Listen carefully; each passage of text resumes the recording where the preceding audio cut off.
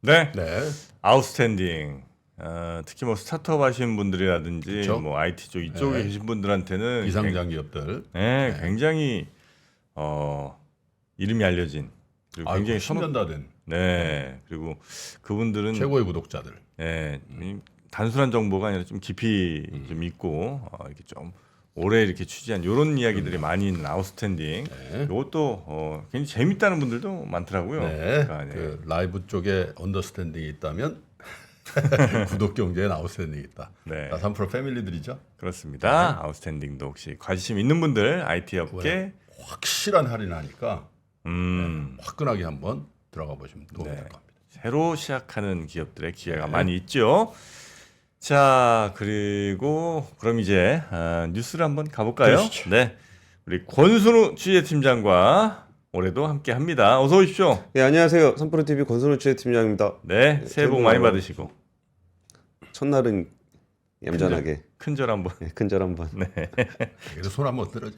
정초부터 손 흔들면 또 싸가지 없다고 또 혼날까봐. 네, 권순우 조심하겠습니다. 취재팀장과 함께 예. 어떻게 뭐 연말연시 잘 보내셨고요. 예, 연말에 올해는 어떤 취재 태도로 좀 아유, 임해야 될까에 대해서 고민하셨구나. 고민을 좀 많이 했는데 네, 뭐 거기에 대한 뭐 나름의 짤막한 좀 글을 좀 쓰고 있습니다. 그래서 그거는 조금 다른 분들과 좀 공유를 해볼까 하고 있습니다. 좋습니다. 예. 자, 그러면 올해도 우리 시청자 여러분께 가장 필요한 정보, 예. 가장 먼저, 가장 정확하게 예. 전해드리는 것을 목표로 그게 되게 어렵더라고요. 정말 시청자분들이 필요로 하는 정보가 뭘까? 네. 그리고 어떤 방향성을 원하실까? 이런 것들이 굉장히 많이 고민이 좀 되더라고요. 그래서 뭐 사적인 얘기는 제가 따로 다른 채널을 통해서 하도록 하겠습니다. 다른 채널 혹시 압권인가요? 뭐 악권도 있고요. 그 저희 뭐 SNS나 아니면 커뮤니티 통해서 조금 아하. 아건 10,000명 넘었더라고요. 예 이번에 네? 연말에 10,000명 넘었습니다. 아유, 축하드립니다. 마지막 나페일 날 우리 한번 해주십시오. 했잖아요. 예, 확하게 애를 태우다가 1월 1일 날 딱 넘겨주시더만. 예 그렇습니다. 끝까지 열심히 하라는 얘기지. 축하합니다. 예 감사합니다. 바로 10만 갑시다. 올해 상반기 내로. 예 악권 검색하면 지금은 이제 검색이 됩니다. 네. 네, 그 S&P 500, 나스닥, 다우존스, 코스피 4개 중에 제일 안 오른 지수는 무엇일까요? 정프로님. 나스닥, S&P, 코스피, 다우존스. 코스피, 다우존스. 예. 지난 1년간 1년간. 제일 안 오른 거 예. 정답 코스피. 땡 다우존스였습니다. 다우지수. 그래요? 아니 코스피 딱 하면 여기 걸려들 거라는 생각을 딱 못 하나? 아, 예. 이렇게 하면 정프로는 코스피를 찍을 거야. 예, 딱 한번 걸려 들어야 된다는 생각은 안 하셨어요? 와, 아이고, 역시 참. 방송 진행 천재. 네. 한번 같이 보시죠. 네. 지난 1년간 나스닥 지수는 44% 정도 올랐고요. S&P는 24.7%, 코스피는 19.3% 올랐습니다. 많이 다우존스는 13.74%. 사실 코스피 19% 오른 거면 적게 오른 건 아닙니다. 이게 워낙 변동성이 좀 있었기 때문에 이 전해에 3,000대부터 만약에 가지고 계셨던 분들이 있다면은 지난해 1년이 굉장히 좀 고통스러운 한 해였을 것 같은데 이게 종목별 차등화가 굉장히 좀 많이 돼서 그래요. 네. 그러니까 미국의 그 AI 대장 매그니피센트 세븐이라고 보통 부르는 종목들은 엔비디아 같은 경우는 뭐 240%, 메타는 183%, 테슬라 130%, 뭐 가장 그 덜 오른 애플이 한 53% 정도 올랐었거든요. 네. 그래서 그 뭐 이런 특정 종목을 좀 가지고 가셨던 분들은 굉장히 좀 이익을 많이 보셨을 거고 그 좀 소외된 종목을 가지고 계셨던 분들은 좀 많이 어려웠을 겁니다. 코스피 같은 경우도 지난해 상반기에는 2차 전지가 굉장히 좀 잘 돼서 그때 2차 전지 없으셨던 분들은 좀 굉장히 소외가 돼 있었고 네. 하반기 후반 들어서는 반도체 쪽이 좀 많이 반도체였죠. 오르면서 좀 오히려 2차 전지 가지고 그래서 갔던 상반기는 뭐 2차 전지로는 코스닥이 많이 올랐던 것 같고 예, 예. 오히려 이제 하반기엔 하이닉스가 뿜고 뭐 반도체 조금 대부분은 아니라 상당수가 거래소 쪽에도 많이 있잖아요. 예, 예. 그래서 이제 거래소가 오히려 돋보였던. 예, 그래서 그랬던 것 참 그 대응하기 쉽지 않았던 네. 그런 한 해였던 것 같습니다. 올해 첫 뉴스는요, 안타깝게도 워낙 중요한 뉴스이기 때문에 안 좋은 뉴스지만 전해드릴 수밖에 없는 그 일본 지진 소식입니다. 네네. 새해 첫날부터 일본에서 최대 7.6기 규모의 강진이 발생해서 대형 쓰나미 경보까지 내려지고 있습니다. 지진이 발생한 위치에 대한 얘기 좀 아까 제가 해주셨는데 잘못 말씀드렸네요. 한신대지진 사실 이쪽 태평양 연안이 많네요. 살짝 이쪽으로 좀 최유처이긴 한데. 예, 지도로 한번 같이 보시면은 좀 말씀하셨던 내용들을 명확하게 알 수 있는 것 같아요. 이쪽 그 일본의 서해 쪽이잖아요. 네. 그러다 보니까 예전에 동해 쪽에 있을 때는 좀 태평양 쪽으로 영향을 줬다면 이게 아무래도 서해 쪽이기 때문에 우리나라 동해에 영향을 좀 줄 수 그렇죠. 있는 그런 상황입니다. 이게 최대 규모가 7.6 정도였고요. 그 이번에 지진 구면은 2011년 3월에 동일본지대 지진은 굉장히 규모가 컸습니다. 9였어요. 네네네. 예, 굉장히 컸었고요. 이거보다는 좀 작지만 1995년에 한신대 지진은 7.3이었습니다. 그러니까 이번이 7.6이니까 한신대 지진보다는 더 규모가 컸습니다. 네. 보통 이제 그 일 숫자 올라갈 때마다 32배씩 커지는 거 아니에요? 예, 로그로 올라가는 거라 네. 우리가 뭐 그냥 비율대로 올라가는 그런 거랍니다. 거예요. 0.1로 올라가면은 그러면 3.2에 올라가는 거예요? 아니요, 그것도 좀 달라요. 그러니까 7.1에서 7.2 올라갈 때랑 7.2에서 7.3 올라갈 때도 가중 좀 되는구나. 달라갖고, 네, 예. 대략 하여튼 그 정도 굉장히 큰 차이라는 것만 아시면 되겠습니다.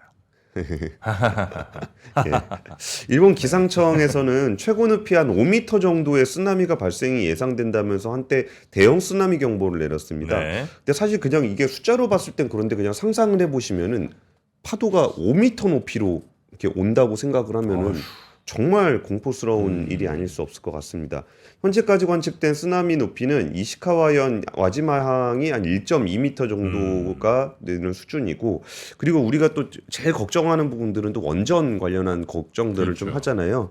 일본 정부에서는 현 시점에서는 원전의 이상이 확인되진 않았다라고 좀 이야기를 하고 있습니다. 네. 그 이게 아무래도 이제 우리나라 동해안 쪽이다 보니까 우리나라도 좀 걱정을 좀 하고 있는데, 국내에서도 한 67cm 정도의 지진 해일이 관측되는 등 일부 영향을 미친 것으로 확인이 되고 있습니다. 근데 지금 이제 워낙 강한 너울이 있는 상황에서 여기에 추가적인 지진 해일이 좀 발생을 했기 때문에 최대 한 5m 정도까지의 쓰나미가 올 것으로도 좀 걱정을 할 수 있다라고 해요. 그러니까 원래 기존에 있던 너울이 있고 여기에 지진 해일이 좀 힘을 더해주는 거기 때문에 여기에 대한 우려가 좀 있다라고 하고 있고요. 현재 가장 높은 위치로는 묵호에 최대 67cm의 지진 해일이 발생을 했고, 그 속초와 임원에도 41cm, 30cm의 지진 해일이 관측되고 있다고 합니다. 그래서 지금 연초에 이런 소식이 참 걱정스럽기도 하고, 지금 김프로님 말씀대로 그러니까 우리가 뭐 미신을 믿진 않지만 1월 1일부터 이런 일이 생기는 게 올 한 해를 어떤 의미로 좀 받아들여 주는 것일까라는 좀 생각도 많이 하게 되는 것 근데 같습니다. 저기는 어떻게 보면 약간 내해 같은 데 아니에요? 예, 그렇죠. 일본에서 볼 때. 일본하고 한국 사이에 그렇죠, 있는 그렇죠. 내해 예, 같은 예, 한국 입장에서도 보면 동해인데 사실 일본으로 막혀 있고 예. 근데 저기는 우리 상상력으로는 좀 평안한 바다 그렇죠. 그런 느낌이 있잖아요. 예, 예. 근데 거기서 쓰나미가 발생한다? 이건 사실 좀 네네. 약간 우리는 이제 일본을 뭔가 이렇게 방어막처럼, 그렇지 방파제 방파제처럼 네. 생각을 했는데. 예, 그렇죠. 내부에서 발생하네. 알겠습니다. 일본이 좀 더 노력해 줘야 될 것 네, 같습니다. 뭐 피해 집계 이런 것들은 아직 좀 더 있어야 되겠군요. 예, 뭐 사망과 부상 정보가 좀 있긴 한데 아직 집계가 정확하지 않아서 그렇게 큰 의미는 없답니다. 현재는 네네. 4명 사망과 30명 부상이 확인이 됐다는데 그 뭐 일본 언론에서도 피해 내용은 아직 집계가 안 된 것으로 보는 게 네. 맞다라고 좀 하고 있습니다. 네. 지난해 1월 1일이 혹시 그거였나요? 그 무슨 그 오스템 임플란트. 임플란트. 그게 그거는 재작년. 그건 재작년인가요? 네, 재작년. 네. 재작년 1월 1일 맞죠? 예, 맞아요. 네, 그래서 그래서 저 제가 감 안 좋습니다 올해. 그런데 2022년 좀 안 좋았죠. 그 내내 횡령이었잖아요. 그런데 최후의 승자는 오스템이었어요 또. 아. 장 안 좋은 애 거래 정리돼가지고 장 좋을 때 거래 체결해서 그래서 상장 폐지시켰어. 그러니까 또 거기서 MBK가 뭐 샀잖아. 네. 예. 오스템만 빼고 나머지가 다 박살. 다 박살나고. 야, 정말 새옹지마네요. 네. 예. 네. 그 수출 소식 좀 전해드리겠습니다. 수출 소식이요. 예, 지난해 우리나라 경제의 발목을 잡았던 가장 좀 강력했던 주제가 수출이었어요. 네. 지난해 수출이 비한 약 100억 달러 정도로 무역 적자로 마무리가 됐습니다. 정부는 사실 2022년 대비해서 4.5% 수출을 플러스 달성하겠다는 목표를 세웠었는데 반도체 업황이 좀 안 좋았고 대중 수출이 감소하면서 결과적으로 1년 전보다 7.4% 감소하면서 마무리가 됐습니다. 우리가 작년에 그 상저하고를 전망했던 가장 중요한 변수가 수출이었거든요. 그렇죠. 근데 수출이 한 2분기 정도는 저점을 이루고서 3분기 이후에는 플러스가 될 거다라고 좀 기대를 하다가 그런 부분들이 좀 잘 반영이 좀 지연되다 보니까 연중으로 수출이 좀 마이너스를 그러니까 무역 적자를 좀 기록하게 됐는데요. 무역 수지 차트를 같이 보시면은 이게 2022년 차트고 이게 2023년 차트입니다. 그러니까 사실 무역 수지가 이 전보다 더 이렇게 돌아섰어야 되는데 그러니까 1분기에 저점을 형성하기는 했어요. 근데 여기서 조금 더 빠르게 돌아설 거라고 예상을 했는데 여기에 좀 전환되는 속도가 좀 느리다 보니까 이게 6월 이후에는 무역 수지는 흑자를 기록을 했지만 연중으로는 무역 수지 적자를 좀 기록하게 됐고요. 네. 이게 그 12월 기준으로 한번 같이 보시면은 우리가 12월이면 지난달이잖아요. 그래서 우리가 지난달이 얼마나 좋았었는지를 보면은 반도체 쪽이 야. 21.8%가 올랐습니다. 어. 여기가 지난해 그 전년이죠. 2022년 12월이 워낙 안 좋았기 때문에 증감률이 21.8%로 1위를 기록을 했었고, 그러니까 21.18%나 올랐고요. 국가로 따졌을 때 좀 특이했던 점은 미국이 1등입니다.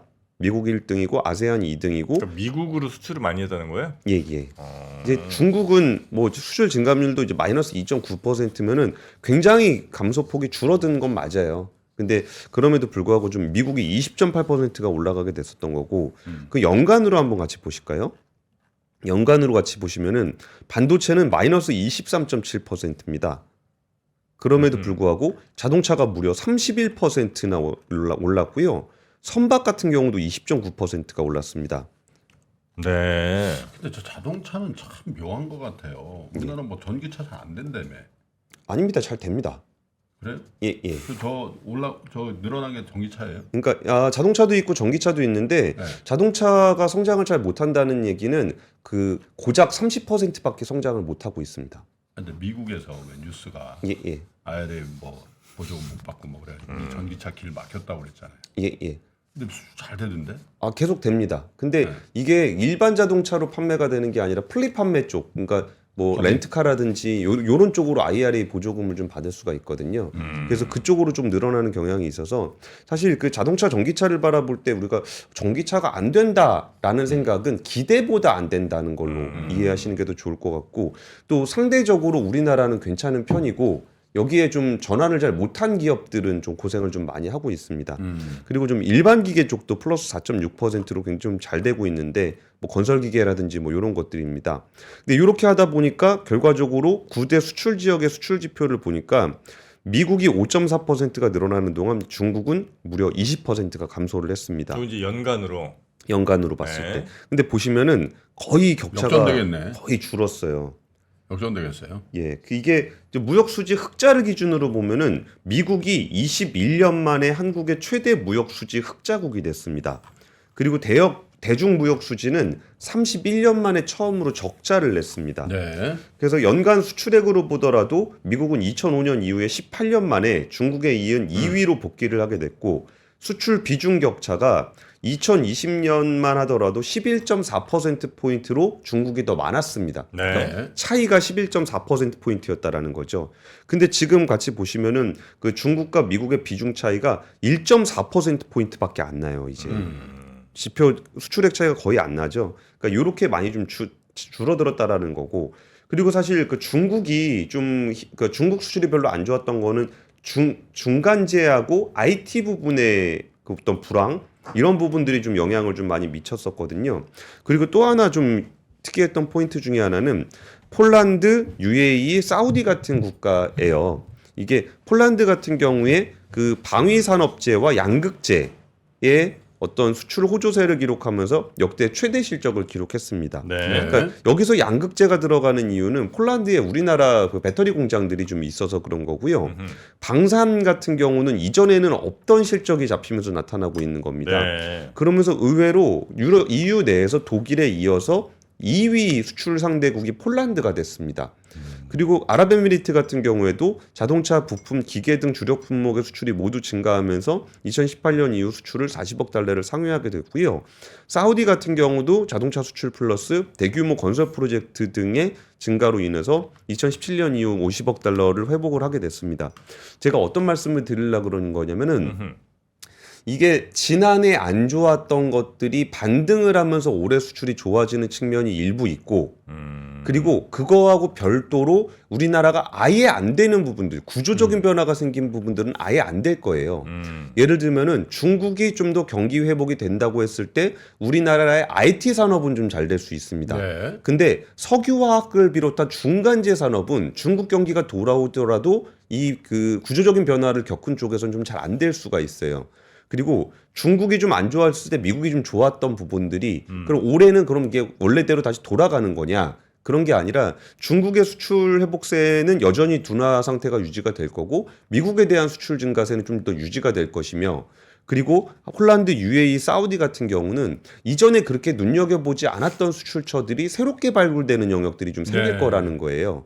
그래서 이게 그 경기가 지난해 대비해서 올해는 좀 더 좋을 건데 네. 그 좋다라고 하는 것들이 그냥 어떤 기저 효과로 인한 반등과 그리고 구조 변화로 인한 반등을 좀 구분해서 보실 필요가 있다는 말씀을 좀 드리고 싶었던 거예요. 이 얘기를 이창용 한국은행 총재가 신년사에서 밝힌 부분도 굉장히 인상적이었는데요. 일단 그 정상 직전의 오르막길이나 마라톤의 마지막 코스, 라스트 마일이 가장 어렵다라는 이야기를 했어요. 그러니까 금리를 내년에 인하할 거는 맞는데 금리가 제일 높은 상태로 유지가 되는 상황이기 때문에 자본시장에서는 이거를 즐기면서 받아들일지 모르겠지만 실물 경제에서는 굉장히 힘든 시기가 될 거다라는 거예요. 여기에 더해서 그 IT 제조업을 제외하면 올해 경제 성장률이 1.7% 수준에 그칠 것이다. 2024년.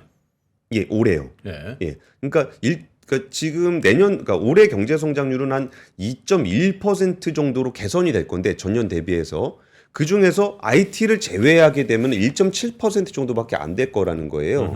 그러면은 IT 부분에 있는 사람들은 어느 정도 온기를 느낄 수 있지만 나머지 섹터에서는 온기를 느낄 수 없을 거다라는 얘기예요. 네. 그러니까 이런 부분들을 좀 구분해서 볼 필요가 있고 또 하나는 경제가 어려워질 때마다 재정 확대와 저금리에 기반한 부채 증대로 임기응변식으로 성장을 도모하는 시대는 지났다. 그러니까 이게 경기 안 좋으면은 뭐 금리 내리고 재정 풀고 이런 식으로 반등을 시키는 성장의 시대는 좀 지났다라는 거예요. 네네네. 그러면 좀 더 올해의 경제는 좀 더 구조적인 문제들을 개선하기 위한 굉장히 좀 마찰적인 사건들이 많이 발생할 가능성이 있다라고 좀 해석을 할 수 있을 것 같아요. 그래서 올해는 그냥 뭐 좀 더 어떤 임기응변식으로 하는 것보다는 좀 더 적극적인 혁신과 구조 개혁을 요구하는 목소리들이 좀 경제계에서는 더 많이 나올 것 같습니다. 네. 네. 자, 수출 하여튼 미국으로 점점 많이 되는 거야 뭐 참 좋은 소식이긴 한데 그렇게 중국이 또 연간으로 보면 굉장히 많이 좀 줄었고 내년도 그렇게 밝은 것 같지는 않네요. 중국 IT는 밝아 보이는데 나머지 분야는 나머지들이. 좀 쉽지 않아 보입니다. 네. 네. 자, 내년이 아니 참 이제 올해죠, 올해. 네. 올해 2024년. 2024년 예. 올해 수출 어쨌든 뭐 수출이 굉장히 중요하니까요. 예, 전 세계 수출 길도 잘 한번 살펴보고요. 세 번째 소식도 그리고 갑니다. 수출은 잘 보시면은 네. 투자하실 때 도움이 많이 돼요. 그러니까. 예. 수출 지표는 실적 지표보다 훨씬 빨리 나오거든요. 음. 그리고 이 산업 패러다임의 전환이 수출 지표를 통해서 확인하기가 되게 좋아요. 네. 그리고 열흘에 한 번씩 주잖아, 우린 또.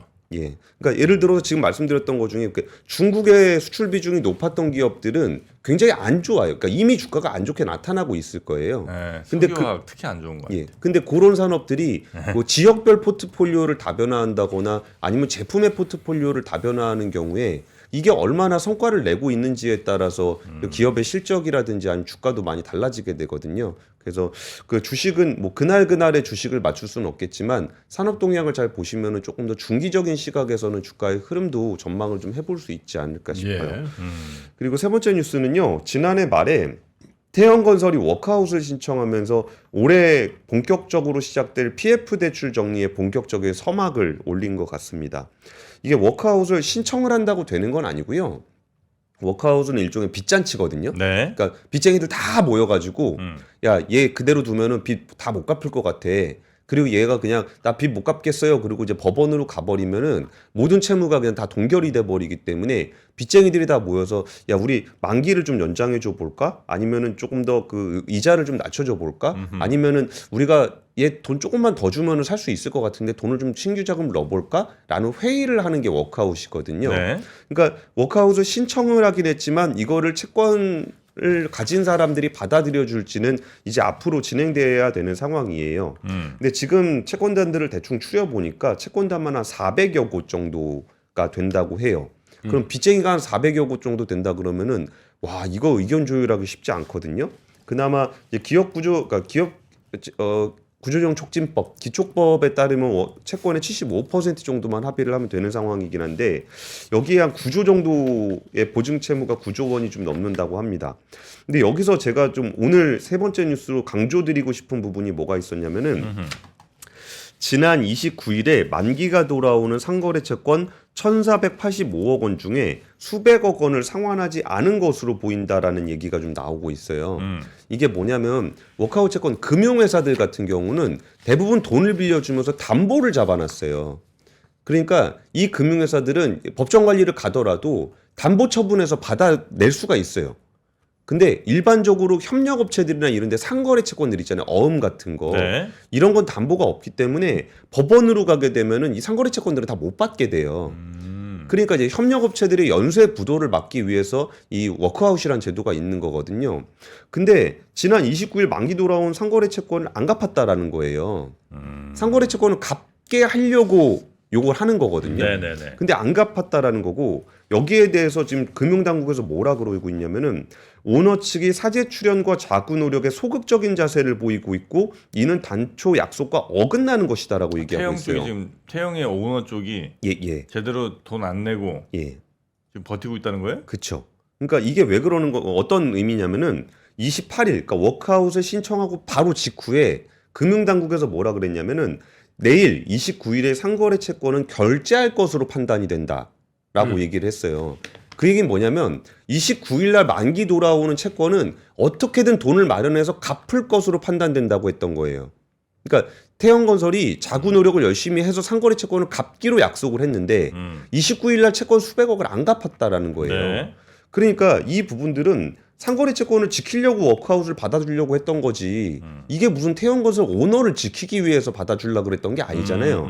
그러다 보니까 지금 금융당국 쪽에서 오너 측의 노력이 좀 부족하다라고 얘기하고 있는 거고 네. 이 오너 측의 노력이라는 건 어떤 의미냐면은 예를 들어서 그 TY홀딩스가 태형인더스트리를 2,400억에 매각을 했는데 네. 이 중 지분 40%는 그러니까 TY홀딩스 몫이고 그러니까 2,400억 중에 네. 960억은 회사로 갔어요. 근데 나머지 60%는 오너 일가가 갖고 있어요. 원래 갖고 있었어요. 아 그래요? 예, 그러면 그때 그 태영 인더스트리를 팔면서 한 1,400억 정도 오너들이 돈이 생겼잖아요. 그러면은 회사가 돈이 없어서 상거래 채권을 못 갚는 상황이 됐을 때 오너의 사재를 넣어서라도 좀 막았어야 된다라는 얘기를 하고 있는 거예요. 금융당국에서는. 네. 이게 왜 그러냐면 이 워크아웃이라는 건 결국 빚쟁이들의 손실을 근거로 합니다. 이 빚을 다 받아낼 수가 없어요. 그러니까 빚쟁이들이 우리가 이만큼 손실 보고 이만큼 손실 보고 이만큼 손실 봐서 이걸 네. 돌리겠다라는 거거든요. 네. 그럼 이렇게 해서 살아나면 누가 가장 이익을 보냐? 가장 주식을 많이 가지고 있는 오너입니다. 그렇겠죠. 그러니까 금융회사들이 손실을 보는 것만큼 오너도 고통 분담을 하라고 있는 제도가 워크아웃인데 당연하네. 근데 여기서 지금 상거래 채권 애들을 안 갚아줬다라는 것 때문에 그럼 빚쟁이들도 그렇게 오너나 태형건설 쪽에서 자구 노력을 할 의지가 없으면 야 이거 빚 갚아줘봐야 우리만 손해겠는데? 라는 네. 인식이 생기면 네. 워크아웃이 아예 개시가 못 될 수가 있어요. 그러네요 이거는. 예, 그래서 네. 지금 얘기 나오는 부분들이 이제 첫 PF다 보니까 좀 더 상징적인 의미와 시장에 미칠 파급력을 고려해서 좀 더 이렇게 예민하게 지켜볼 필요가 있다라는 말씀을 좀 전해드리겠습니다. 이거 뭐 버틴다고 그냥 또 채권단이 좀 더 봐주고 이래서는 안 되죠. 이거. 예, 그래서 될 문제는 아닙니다. 네. 팔든지 사지 출연을 하든지. 예. 태영 소식까지 전해주셨습니다. 자 뉴스3 요 정도로 네. 오늘 마무리하고요. 그리고 근데 앞으로도 이런 뉴스들이 많을 것 같아. 앞으로 올해 아까 얘기했지 뭐 금융시장하고 이 실물 월스트리트하고 메인스트리트하고 우리가 얘기하는데 사실 현장에 가보면 중견 중소 건설사들 지금 곡소리 나는 데 많죠. 그래서 태영이 저 정도면 어떻게 했냐. 물론 이제 태영이 이제 프로젝트 파이낸스 많이 하긴 했는데 재무구조선 거기는 뭐 팔 거라도 좀 있잖아요. 홀딩스가. 근데 다른 데들은 딱 그거밖에 없는 데들 많거든. 시간 많이 잡아먹어서 죄송한데 제가 이거 한 가지만 그냥 네. 상징적으로 좀 보여드리고 싶은데 네. 이게 시장 안정 조치거든요. 되게 많다라고 그냥 느끼실 건데 이게 각 항목별로 이해관계들이 다 달라요. 뭐예요 이게? 그러니까 정부에서 하는 시장 안정 조치인데 항목별로 달라요. 항목별로.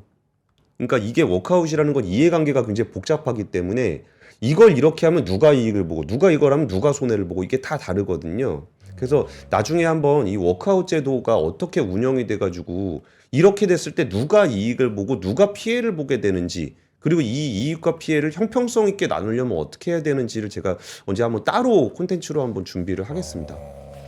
저런 여러 가지 대책들이 있는데 예. 거기에 이제 예를 들어 1번을 하게 되면 또 피해 보는 데와 이익 보는 데들이 쭉 있고 그쵸. 또 2번을 하면 또 다른 회사들이 피해를 보거나 또 이익을 얻고 뭐 이렇게 예를 이제 들어서 된다는 뭐 거죠. 태영건설이 뭐 있는 아파트를 분양받은 사람은 어떻게 할 것이며 뭐 상거래 채권은 어떻게 할 것이며 그게 다 달라요. 예. 네네네. 시간을 제가 너무 많이 잡아먹은 것 괜찮습니다. 같습니다. 오늘 뭐 10시라서 네, 조금 여유 있습니다 오늘은. 네. 약간 여유 있어요. 외환위기 오는 거 아니에요? 금융위기 오는 거 아니에요? 이런 질문들을 좀 굉장히 많이 받았었습니다. 탐욕이 되게 강했을 때 위험자산으로서의 극단적인 쏠림이 나타나고 공포감이 극에 달했을 때 안전자산으로서의 극단적인 쏠림이 나타나거든요. 과거의 일이 미래에 똑같이 일어난다 이건 아니지만 그때 당시에 위기 상황에서는 어떤 공통점들이 있었는지를 보면서 우리가 대비를 하는 방법도 고민해 볼 수 있고요. 과거를 제대로 이해하는 순간 위기의 실체가 드러납니다. 오건영의 현실 경제 이야기를 서점에서 만나보세요.